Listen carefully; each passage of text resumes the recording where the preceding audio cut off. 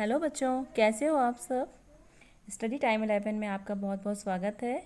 चलिए पढ़ते हैं हम लोग reaction of metals with water.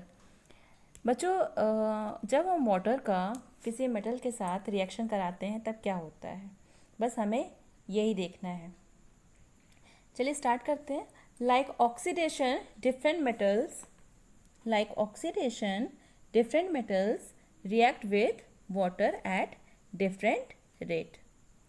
Oxidation की तरह डिफरेंट मेटल्स जो होते हैं, मतलब भिन्न भिन्न जो मेटल्स हैं, वो वाटर के साथ रिएक्शन करते हैं डिफरेंट रेट पर। ठीक है, मतलब अभी आगे देखेंगे क्या क्या रेट हो सकती हैं। जैसे metal potassium and sodium, potassium है और सोडियम है, ये क्या करता है, कोल्ड वाटर के साथ, इसका यहाँ पे ध्यान दीजिएगा, कोल्ड वाटर के साथ बहुत ही वॉलेंटली रिएक्ट करता है, यानी कि बहुत तेज़ी से रिएक्शन होता है। पोटेशियम और सोडियम का कोल्ड वाटर के साथ बहुत तेजी से रिएक्शन होता है। In case of sodium and potassium the reaction is so वॉलेंट and exothermic. जब सोडियम और पोटेशियम का हम रिएक्शन करवाते हैं वाटर के साथ, तब क्या होता है, बहुत तेज़ी से होता है, मैंने बताया, बहुत ही वॉलेंट होता है और एक्सोथर्मिक होती है। एक्सोथर्मिक मतलब समझते हो ना क्या होता है, जब रिएक्शन के बाद जो एनर्जी रिलीज होती है, हीट एनर्जी जो रिलीज होती है, उसको हम कहते हैं एक्सोथर्मिक।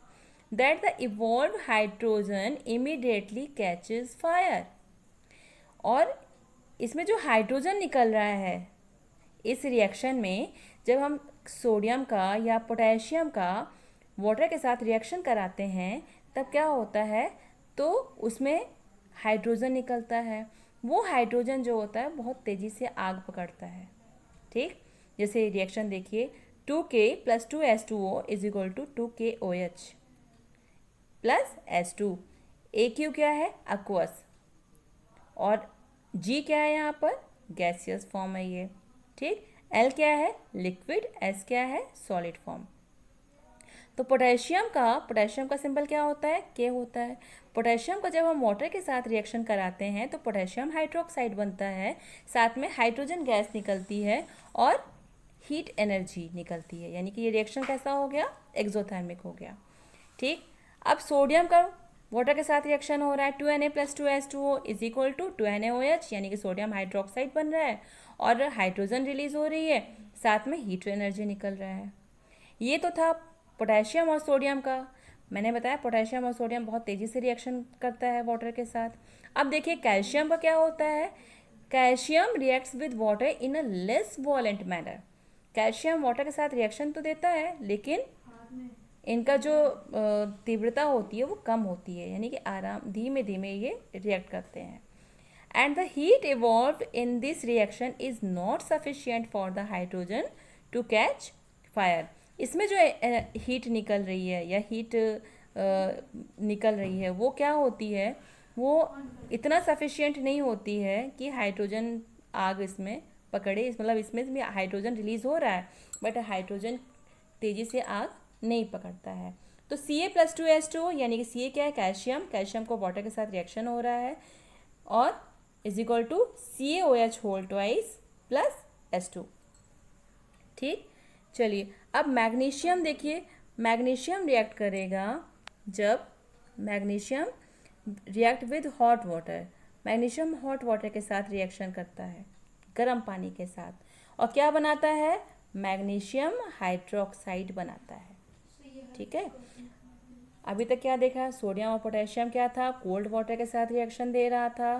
ठीक, कैल्शियम जो था वो वाटर के साथ रिएक्शन, मतलब ऐसे ही नॉर्मल वाटर के साथ दे रहा था, लेकिन मैग्नीशियम क्या है, हॉट वाटर के साथ रिएक्शन दे रहा है। यहाँ पर मैंने बात किया था डिफरेंट रेट पर ये रिएक्शन देते हैं। तो डिफरेंट रेट का मतलब यही हुआ बच्चों कि हॉट वाटर पर, कोल्ड वाटर पर और नॉर्मल वाटर पर रिएक्शन इनका कैसे होता है। अब देखिए मैग्नीशियम का जब वाटर के साथ रिएक्शन हो रहा है, यानी कि हॉट वाटर के साथ रिएक्शन हो रहा है, तब मैग्नीशियम हाइड्रोक्साइड बन रहा है, साथ में हाइड्रोजन रिलीज हो रहा है। ठीक, कैल्शियम और मैग्नीशियम क्या करते हैं, फ्लोटिंग स्टार्ट कर देते हैं। फ्लोटिंग मतलब तैरने लगते हैं। क्यों तैरने लगते हैं, क्योंकि hydrogen gas, because the bubble of hydrogen gas formed, क्योंकि हाइड्रोजन गैस का बबल यानी कि उसके बुलबुले बनने लगते हैं। जो कि मेटल के सरफेस पर चिपक जाते हैं। ठीक, समझ में आया। अब बात करते हैं हम एल्युमिनियम, आयरन और जिंक की। एल्युमिनियम, आयरन और जिंक रिएक्ट विद स्टीम। अब ये स्टीम क्या हुआ, भाप हो गया। देखिए डिफरेंट डिफरेंट रेट पे हो रहा है। अभी तक आपने क्या पढ़ा, हाँ, कोल्ड वाटर, फिर normal water, then hot water, अब आप पढ़ रहे हो स्टीम। स्टीम पर अब उसका रिएक्शन हो रहा है एल्युमिनियम का, आयरन का या फिर जिंक का। जब हम रिएक्शन करा रहे हैं स्टीम के साथ, तब क्या बन रहा है, मेटल ऑक्साइड बन रहा है और हाइड्रोजन बन रहा है। ठीक, जैसे 2Al + 3H2O is equal to Al2O3 + 3H2। Al2A3 क्या है, एल्यूमिना है, और यहाँ पे हाइड्रोजन रिलीज हो रही है।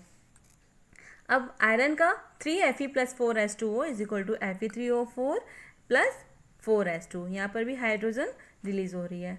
बच्चों जहाँ पर कुछ अगर कुछ एडवांटेज हैं तो उसके डिसएडवांटेज भी हैं, है ना। यहाँ पर कुछ एक्सेप्शंस भी हैं। जैसे कुछ मेटल ऐसे हैं जैसे लेड है, कॉपर है, सिल्वर है, गोल्ड है, ये वाटर के साथ किसी भी कीमत पर रिएक्शन नहीं देते हैं। ठीक, metals such as lead, copper, silver and gold do not react with water at all. ठीक, अब देखिए next, metal react with acid and give salt and hydrogen gas. ठीक है, मेटल्स जो होते हैं वो एसिड के साथ रिएक्शन करते हैं, एसिड के साथ रिएक्ट करते हैं, अभिक्रिया करते हैं और क्या बनाते हैं, सॉल्ट और हाइड्रोजन गैस बनाते हैं। ठीक है, कोई भी मेटल जब किसी भी एसिड के साथ रिएक्शन करेगा तो क्या फॉर्म करेगा, salt and hydrogen. In this case also different metal react with dilute acid at different rate. जैसे कॉपर है, copper does not react with dilute acid. Copper कभी भी डाइल्यूट HCl के साथ रिएक्शन नहीं देता है, ये एक्सेप्शन है यहाँ पर। ठीक है, चलिए, hydrogen gas is not evolve when a metal react with nitric acid. अभी तक HCl के साथ था, अब किसके साथ है, HNO3 के साथ है, नाइट्रिक एसिड के साथ है। Hydrogen gas is not evolve when a metal react with nitric acid. जब कोई भी मेटल नाइट्रिक एसिड के साथ रिएक्शन करता है, नाइट्रिक एसिड के साथ रिएक्ट करता है, तब क्या होता है, नाइट्रिक एसिड के साथ रिएक्ट करता है तब क्या होता है, तब जब नाइट्रिक एसिड के साथ रिएक्ट करता है तब क्या होता है, तब हाइड्रोजन गैस रिलीज नहीं होती है। ठीक है, hydrogen gas is not evolve, hydrogen gas नहीं बनती है। It is because nitric acid is a strong oxidizing agent. क्यों होता है, क्योंकि HNO3 जो है वो नाइट्रिक एसिड जो है बहुत ही स्ट्रॉन्ग ऑक्सीडाइजिंग एजेंट का काम करता है। क्या करता है ये, it oxidizes the H2 produced to water. ये हाइड्रोजन को ऑक्सीडाइज कर लेता है, यानी कि हाइड्रोजन के साथ ये रिएक्ट कर लेता है ऑक्सीजन इसको देकर, तब क्या बन जाएगा, वाटर बन जाएगा। भाई HNO3 किससे मिलकर बना हुआ है, भाई 1 molecule of hydrogen, 1 molecule of nitrogen and 3 molecule of oxygen. जब HNO3 का किसी मेटल के साथ, ये किसी भी मेटल के साथ रिएक्शन होता है तब क्या होता है, ये ऑक्सीडाइज कर देता है उसको, और हाइड्रोजन जो होता है and it oxidize the hydrogen produce to water. Hydrogen के साथ रिएक्शन हो जाता है और वाटर प्रोड्यूस कर देता है, and itself gets reduce to any of the nitrogen oxide. और खुद किस फॉर्म में मिलता है फिर हमें, किसी भी नाइट्रोजन ऑक्साइड के फॉर्म में मिल जाएगा, तो N2O के फॉर्म में मिलेगा या NO के फॉर्म में मिलेगा या फिर NO2 के फॉर्म में मिलेगा। तो बच्चों ये तो हो गया इसका रिएक्शन, वाटर के साथ मेटल का रिएक्शन। अब देखिए कुछ एक्सेप्शंस भी हैं। क्या एक्सेप्शंस हैं, एक्सेप्शन मतलब होता है अपवाद। ठीक, जैसे मैग्नीशियम है या मैग्नीज है, react with very dilute HNO3 to evolve hydrogen gas.